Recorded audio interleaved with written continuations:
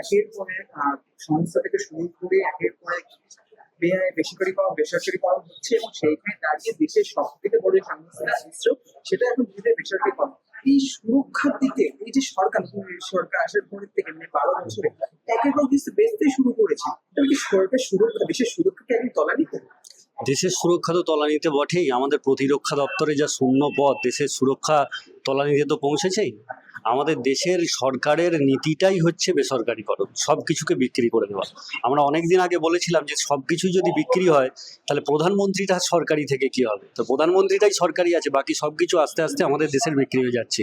ভারতের রেল, যেখানে সব থেকে বেশি কর্মসংস্থানের সুযোগ, সেখানে 3 লক্ষের বেশি শূন্য পদ পূরণ করার কোনো আগ্রহ সরকারের নেই।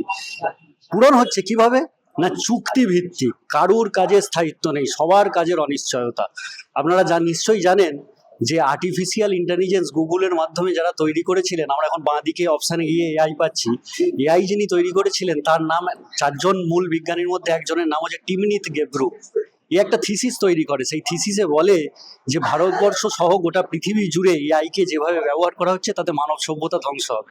এইটা করার পর গুগলের মালিক ডেকে তাকে থ্রেট দেয়, এবং যিনি এআইকে তৈরি করলেন, যার ফলে গুগল কোটি কোটি টাকা কামাচ্ছে, তার আর কাজ নেই, সে কাজ থেকে ছাঁটাই হয়ে গেছে। অর্থাৎ একজন কারখানার নিম্নমানের শ্রমিক, একদম যিনি নিম্ন কাজ করেন, পরিশ্রম করেন, শারীরিক পরিশ্রম দিয়ে উৎপাদন করেন, তার থেকে একদম আইটি সেক্টর থেকে আরম্ভ করে যত বড় ধরনের কাজ আছে, কারুর কাজের আসলে স্থায়িত্ব নেই। এই গোটা ব্যবস্থাটাকে বেসরকারিকরণের দিকে ঠেলে দিচ্ছে পরিকল্পনা মাফিক দেশের সরকার, এবং এর সঙ্গে যুক্ত রয়েছে সাম্রাজ্যবাদী শক্তি। সেই জন্যই আমাদের দেশের সঙ্গে ডোনাল্ড ট্রাম্পের মতন একজন মানুষের এত সম্পর্ক।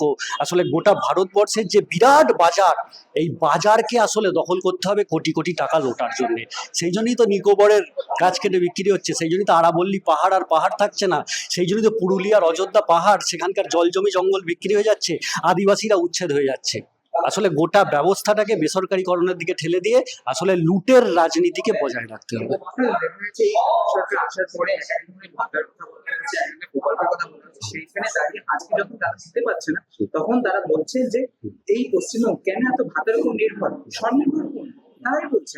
এটা আমাদের দেশের সরকার, বিজেপি সরকার, এটা চরিত্র। প্রধানমন্ত্রীর প্রতিশ্রুতি ছিল বছরে 2 কোটি বেকারের চাকরি, আজ অবধি 12 বছরে পূরণ করেন। তাহলে 12 দুগুণে 24, সংখ্যাটা কোথায় যেত তাহলে একবার ভাবুন। তাহলে প্রধানমন্ত্রীও make in India, skill development India, এইসব বিভিন্ন রকম ভারী ভারী নাম ব্যবহার করেছিল। সেই নামগুলো ব্যবহার করে একটাও কাজের ক্ষেত্র তৈরি হয়নি। আর আমাদের রাজ্যেও তাই, বিজেপি আসলে ক্ষমতাকে চায়, সরকারে আসতে চায়। সেই জন্যই বলেছিল পেট্রোল ডিজেলের দাম কমাবো, 7 দিনে 3বার বাড়িয়ে দিল।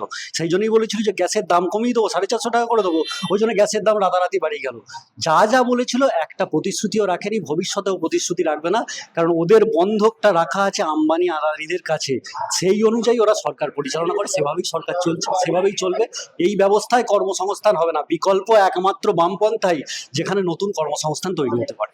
দেখা যাচ্ছে আপনার যে ইনকলাব যে আন্দোলন করতে, সেখানে দেখা যাচ্ছে আপনার যে স্থান সেটা দিতে দেওয়া হচ্ছে না, বারবার এই প্রতিবাদের রূপ নষ্ট করার চেষ্টা করা হচ্ছে এই সরকারের মাধ্যমে। তৃণমূলের আমলে আমাদের সরকারি জায়গা ব্যবহার করতে দেওয়া হতো না, বিভিন্নভাবে কোর্ট কেস ইত্যাদি হ্যান ত্যান, রাস্তার লড়াই আন্দোলন করে আমরা অনেক জায়গায় সভা করতে পেরেছি, তারপরেও আমাদের নামে কেস হয়েছে।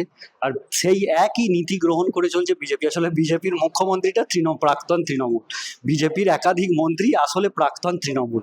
তৃণমূলকে নিয়েই বিজেপি চলছে, অতএব চরিত্রগত অবস্থানে তৃণমূলের সঙ্গে বিজেপির কোনো তফাৎ নেই। যেভাবে ওরা চলেছে সেভাবেই এরা চলবে।